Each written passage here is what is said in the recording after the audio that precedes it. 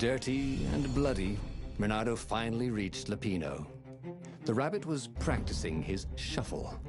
Renato recognized the cards. It was Lapino's favorite deck. Oh, I thought you were in danger. I am. The ravens are coming. Oh, the prison thing. Right, yeah, see, this guard owed me 53 ducats, so we made a deal. They're very reasonable people, actually, for weasels. Now, I got a brilliant plan to kidnap Zenobia. We capture Zenobia, we find out what she knows, and that's the whole war right there. Easy peasy, lemon squeezy. Capture the Emperor's greatest general, who also happened to be a deadly sorcerer and, oh, his only daughter? That would be worth it. He could still get to the core of the Sky Ripper, even if he couldn't get the whole thing. It must have great power.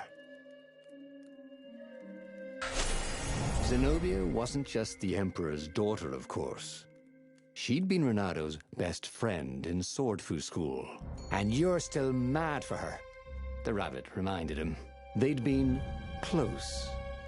She'd told him things no one else knew. But she'd never told him who she really was. She knows all the Emperor's plans, chuckled the master spy. She won't give them up easily. She'll tell the interrogators, all right, said Lapino. Taking her would change the game, all right.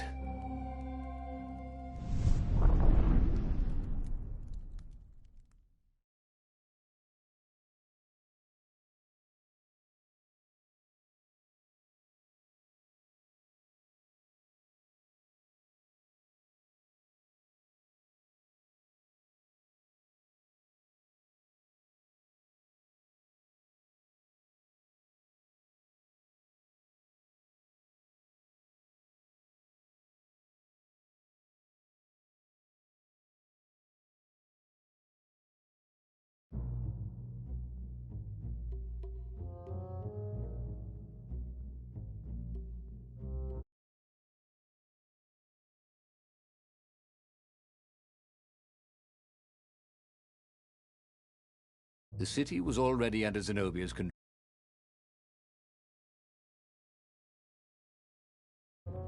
I had to admire her efficiency. Renato shivered at the thought of Zenobia at the mercy of the interrogators. Could he really turn her over to them? But this was war. It wasn't meant to be pretty.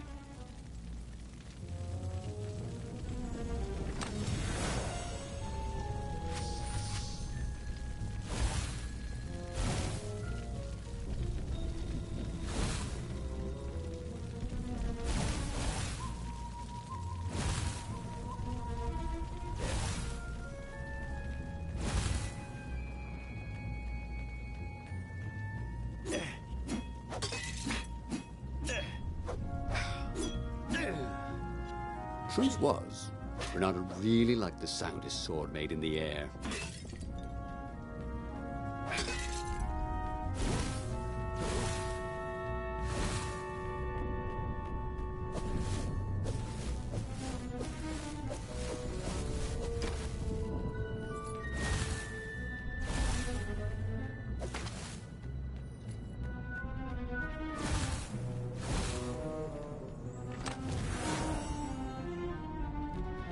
Craft with the materials he had. Renato had a pretty good idea, actually.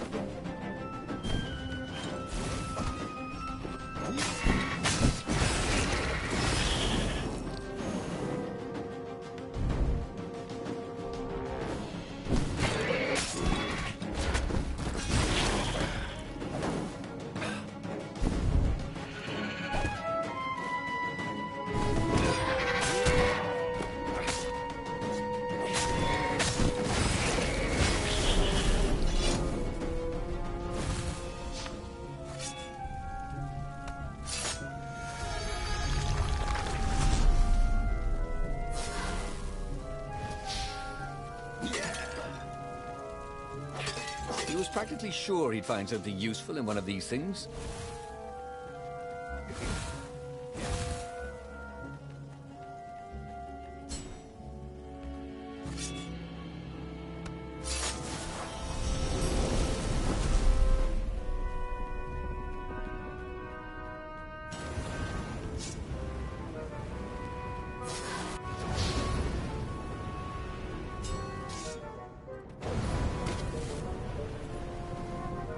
Bernardo wondered if his future self had commissioned these poles.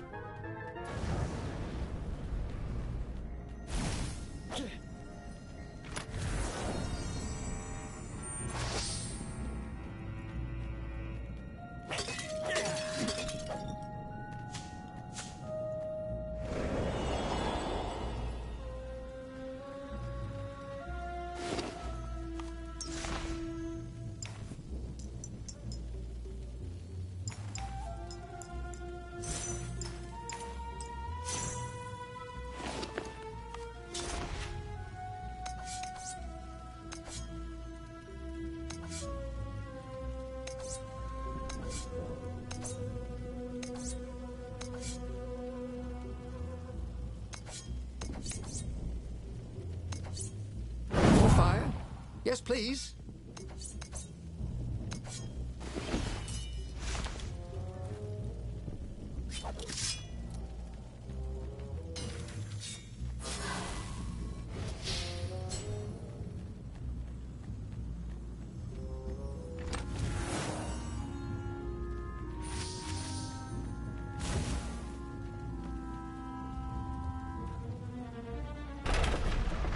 What exactly was Lupino up to this time? You could see the wheels spinning inside his head. They made Bernardo dizzy, in fact.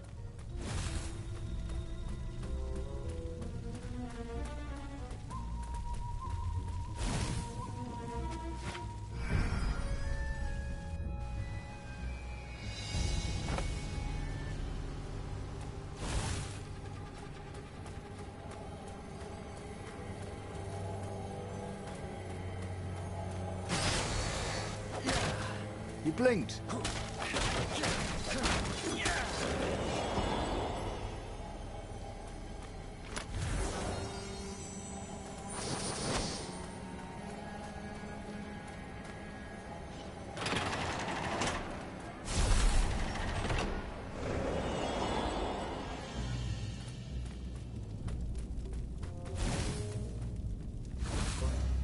So, what's this plan of yours?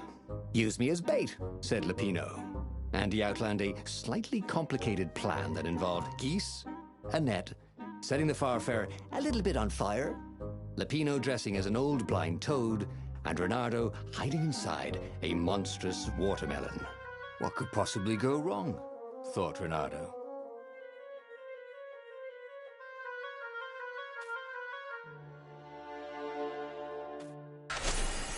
Oh, this is gonna be fun, said Lupino, as he ran to go set up his marvelous plan.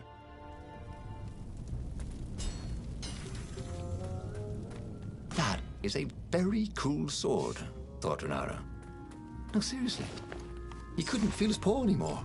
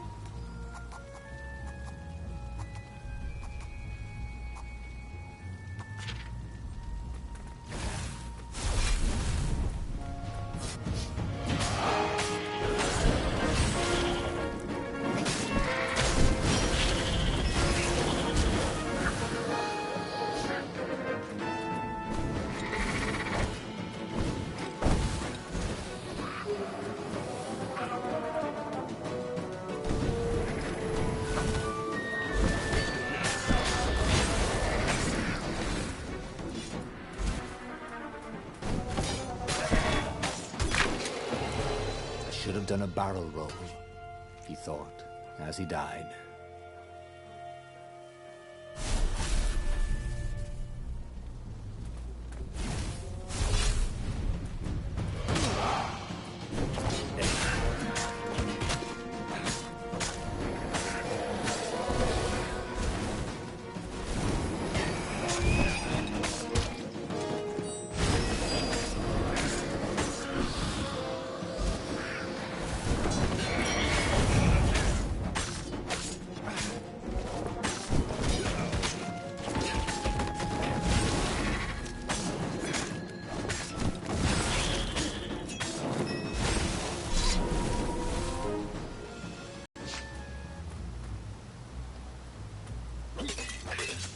Renato felt dubious about the whole plan.